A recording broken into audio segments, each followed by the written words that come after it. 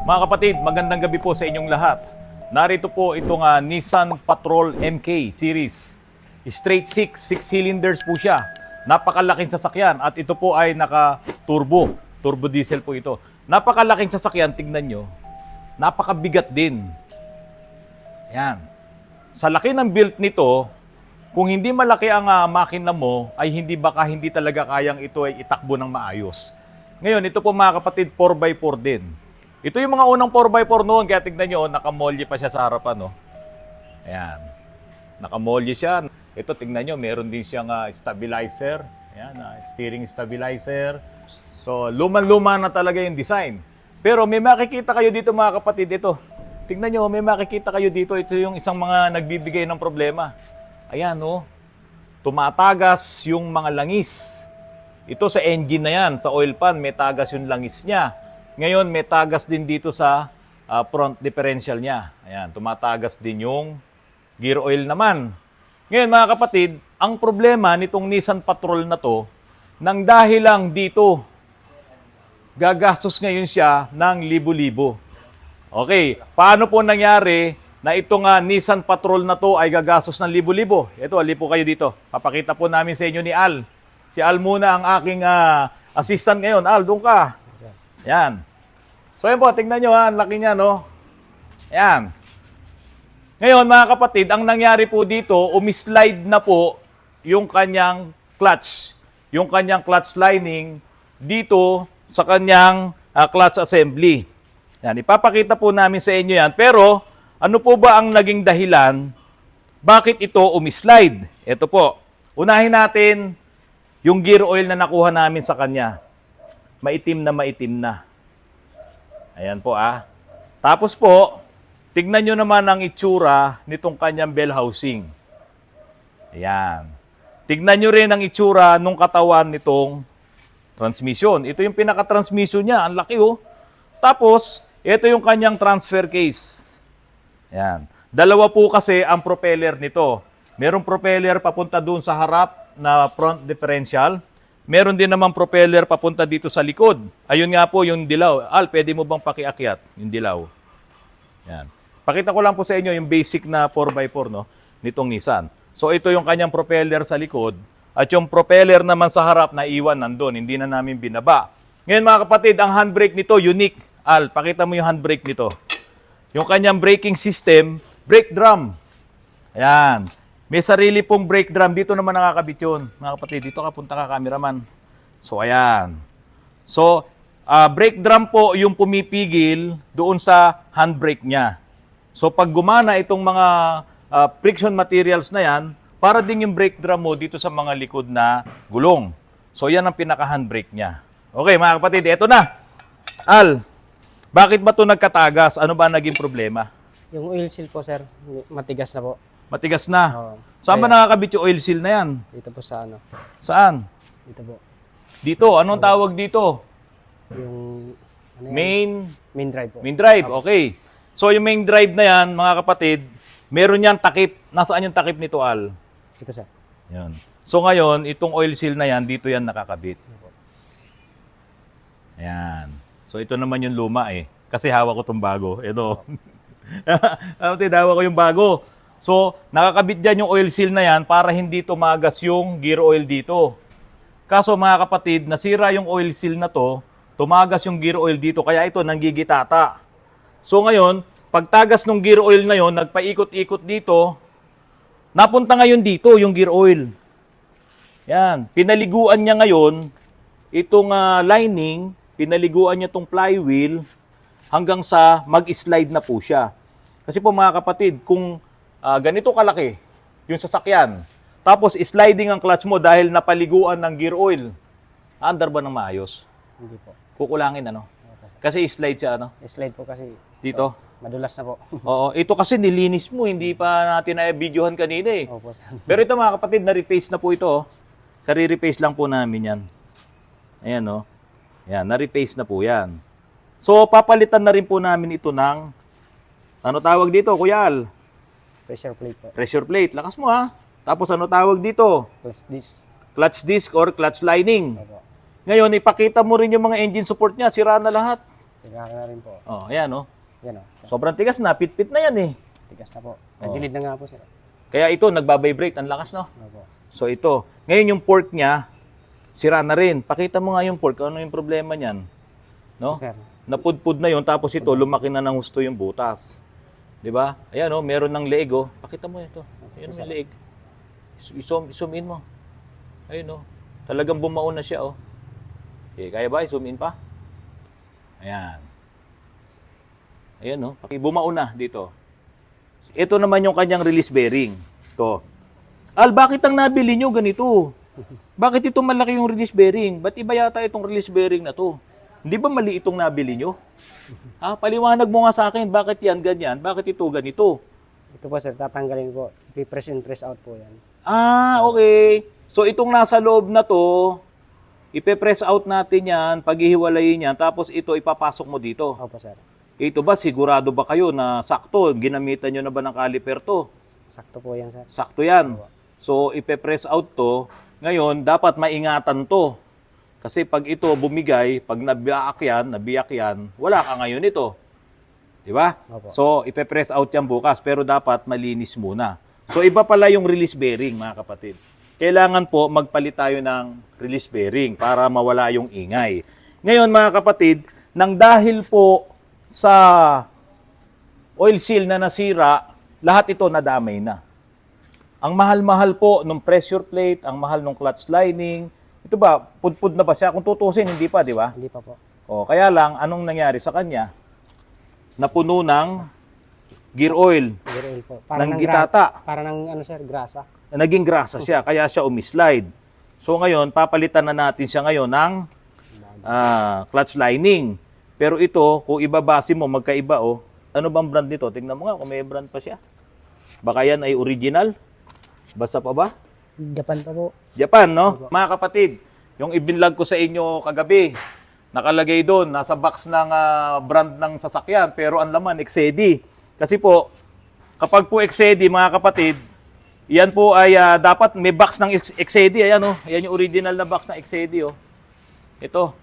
Pero yung ginamit po namin kagabi doon sa vlog ko, nakakabit doon sa 86, Excedi yung laman, wala namang nakalagay na brand nung sasakyan. So ito po, talagang Excedi yan. Anong brand? Excedi sir. Excedi rin. Pero Nissan. Sir. Pero Nissan, oh. Ito na po yung example ko sa inyo, mga kapatid. Kapag po original na parts talaga, Excedi siya, lapit mo, Excedi, pero Nissan. Di ba? Ito original na Nissan to. Ito yung talagang original parts, genuine Nissan to. Pag bumili ka sa kasa, nakalagay Nissan, pero Excedi. Ngayon, ito po, Excedi lang siya. Kasi ito, mabibili mo talaga to sa auto supply. So, iba talaga ang presyo nito, mas mura to. Ngayon, yung nasa vlog ko kagabi, Excedi, pero walang nakalagay na brand ng Toyota. Pero nakalagay siya sa box ng Toyota. Kasi dapat, kung ang binili mo, genuine parts, dapat nakalagay talaga yung brand. Katulad po nito. Ayan. Iba kasi ang presyo nito eh. Kaya magkaiba sila ng itsura. Tignan nyo. Oh. Kaya lang, dahil po ngayon, nag-replacement tayo, siguro naman hindi ito magkakaroon ng malaking problema. So yun, tatry po natin yan. Kasi mas mura yung replacement. So ito, pag kinabit bukas, gagawan pa to ng gasket. Opo. Kaya itong lumang gasket na nandyan, lilinisin yung maigi yan. Ayan. Bagong oil seal. Dapat tama ang kabit nito. Opo sir. Diba? Yung luma na yun, gagamitin mo yun, kunin mo. Ayan, yung luma na to, pag ito ay sasalpak mo na, halimbawa nakaganyan yan, tapos ipapatong mo to, ito ngayon yung pinupukpok mo ng dahan-dahan. Opo sir. Diba? Hindi pwedeng dito tayo pupukpok kasi masisira yung labi ng oil seal. Para hindi masugatan. O, para hindi masugatan. Tapos, pag ikakasan na, ipapasok na doon, lalagyan mo na to ng konting lubricants. Kasi baka ano siya nito, matatalim kasi ito eh. Oh. Opo. Ayan, matatalim yan eh. Baka tamaan siya nito, masisira na. So, yun. So, ito na mga bearing nito, okay pa, no? Okay pa po sir. Okay, so ipa-check na lang din. Tapos, change oil na tayo, gear oil. Napakadumi, oh. Sobrang dumi. So, ibibigay ko sa iyo to. Ayan. So, mga kapatid, ganito. Kung yung sasakyan nyo, makita nyo na naglilik na dito, dalawang bagay kasi yun eh. Kung may makita kayong langis na naglilik dito, ayan, tulad niyan, no? kapag po ang nakikita nyo langis ay transparent pa ang nag-leak, gear oil yan. Di ba? Pwedeng gear oil, pwedeng ATF kung sa transmission ang pag-uusapan. Pero kapag ang nakuha nyong langis sa ilalim ay maitim, o kaya kung di gasolina naman, talagang medyo umiitim din yun, medyo pumupula ng konti, engine oil yun. Ngayon, pag ang nakita nyo talaga, gear oil, mga kapatid, naku, huwag nyong ipagwalang bahala kasi pwedeng bumigay at ganito pong mangyayari sa inyo. Ayan. Makapal pa naman sana, maganda pa naman yung ibang components, kaya lang, dahil nga sa napabayaan yung oil seal, hindi pinalitan, hindi kagad na ipaayos kasi mga kapatid, mahal kasi magpababa ng transmission ito eh. Ilan kayong nagbaba kanina? 3 po. 3. Ngayon siguro yun yung inisip ng may-ari na baka malaki ang masingil sa kanya kapag dun sa labor. Oo, sir. So hindi niya kagad pinaayos. Kaso, sinira naman yung kanyang mga pyesa. Hindi po kami pumapayag dito sa Autoruns na kapag magpapalit tayo ng clutch assembly, ang papalitan mo lang yung lining. Hindi po namin winawarranty yun. Kung halimbawa gusto ng may-ari, ganun, edi pag nagkaroon ng problema, bayad ulit siya. Opo. Kasi dito po sa amin, pag ganito ang problema, anong ginagawa natin? Palit lahat. Palit po lahat. Palit lahat. Hindi pwedeng hindi mo papalitan kasi mawawalan po ng warranty yung pag hindi nyo pinalitan lahat. Ngayon, meron pa ako isang problema. Ito po, hindi po ito pilot bearing. Ang nakalagay po dito, pilot bushing, tanso. Kapag po kasi medyo mahirap i-cambio, di ba sabi ng may-ari nito, pag tumatakbo, mahirap i-cambio, no? Pwede rin naman kasing dala na rin ng problema na to. Pero kadalasan, kapag ka tumatakbo, mahirap i-cambio, kadalasan po yun, pilot bearing or pilot bushing. Kasi nga po, itong pinaka main drive, ito, nawawala po ito sa forma. So ngayon, umiikot yung flywheel yun, umiikot din to. Dapat kapag ikaw ay nakaapak na sa clutch, tingnan ko nga yung yan. Yung lining, pasok mo, Al. Kapag po kasi nakaapak ka na sa clutch, ipinrest mo na, yan, dapat ito ay hihinto eh. Kasi po, freewheeling na siya. Nakaapak ka sa clutch. Magdi-disengage siya dun sa, sa pressure plate. Ngayon, kung stock up yung pilot bearing or may problema yung pilot bushing, umiikot yung flywheel mo, umiikot pa rin to, kaya hindi ka makakambyo. Kaya ang ginagawa mo, minsan, i-stop mo muna, diba? Papatayin mo yung, pag nakapatay daw yung engine, naka-off yung engine, nakakapagkambyo. Kasi siyempre hindi umiikot to eh. Pero once na ito yung umiikot, hindi mo talaga maikakambyo yan. Ngayon, Al, ito nakita ko. Ayan o, Al, tingnan mo. Yung bushing saktong-sakto dapat dito, Al. Pero bakit ang kapal ng dumi? Tingnan mo, hawakan mo. Sige, kaskasin mo. Oh. Yung kapal ng dumi na yan, ibig sabihin, yung bushing mo, lumuwang na rin.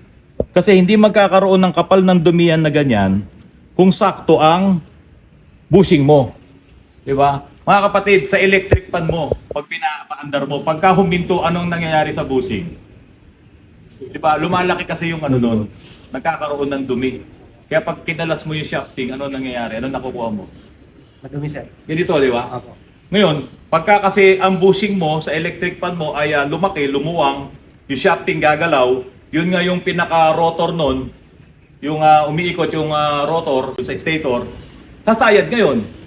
Kaya pag sayad nun, hindi naikot yung electric pan mo. So ganun din dito. Pag ito ay sumayad doon sa bushing at umiikot yung flywheel mo, edi ikot din ang ikot to, hindi ka makakakambyo.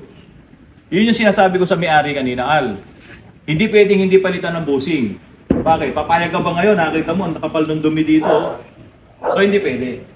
Di ba? Kasi maluang na yon. Itatry natin yon. Para bago dumumi yun, okay, ito yung main drive. So ito isusubok na rin natin mamaya doon sa bushing. Okay. Okay, ito yung main drive. Akin na yun, Al, yung bagong lining. Dapat ito sakto. Tapos, since nakakalas tong main drive, ipapasok mo dun sa bushing mamaya.